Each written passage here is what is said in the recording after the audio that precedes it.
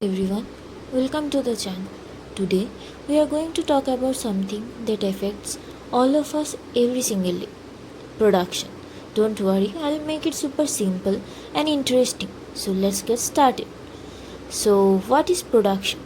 In simple word, production is all about creating goods and services to satisfy human wants. And here's the cool part. It's not just making physical things like clothes or car, even services like teaching, banking or healthcare counts as production. For example, when a farmer grows rice, that's production, and even when a teacher gives lecture, that's also production. See, it's all around us. Now, to produce anything, economists says we need four basic factors of production. Let's break them down. First, land. This is all the natural resources we use, not just soil, but also water, forest, mineral, and even sunlight. For example, a factory needs land to build on, and a farmer needs soil to grow crops. Second, labor. This is the human efforts, both physical and mental. So the work done by a doctor, a teacher, or a factory worker is all considered labor. Third, capital. This is man-made wealth that help in production. Things like machine, tools, building, or even money investment in a business is also a capital. Fourth, entrepreneurship. Entrepreneurs are the ones who organize land, labor, and capital to produce goods. They take the risk and make key decisions. Imagine someone starting a startup. They arrange workers, buy machines, and take the risk of running the business. Next, let's talk about the types of production. First, primary production. This is when we use natural resources directly. Example, farming, fishing, and mining. Second, secondary production. Here, we convert raw material into finishing goods. For example, turning cotton into clothes or iron into car.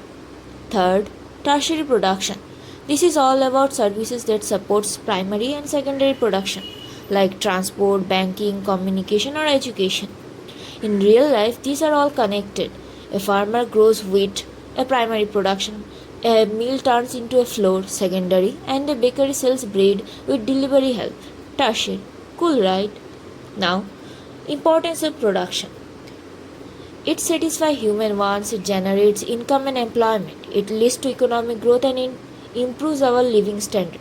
For example, when more mobile phones are produced, people get better technology, worker earns more wages, companies make profit and the economy grows. Now, let's talk about a very interesting concept, the production function.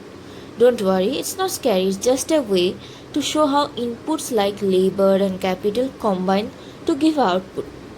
It's written as Q equals to F, L and K, where Q is quantity of output, L is the labor and K is the capital.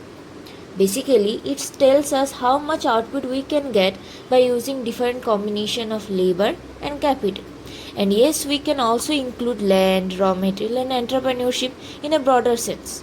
So to sum up, production is process of creating goods and services using land, labor, capital and entrepreneurship. The production function helps us understand how these inputs work together to generate output, making our economy more efficient and prosperous. And that's it for today. Hope you like it. Thank you.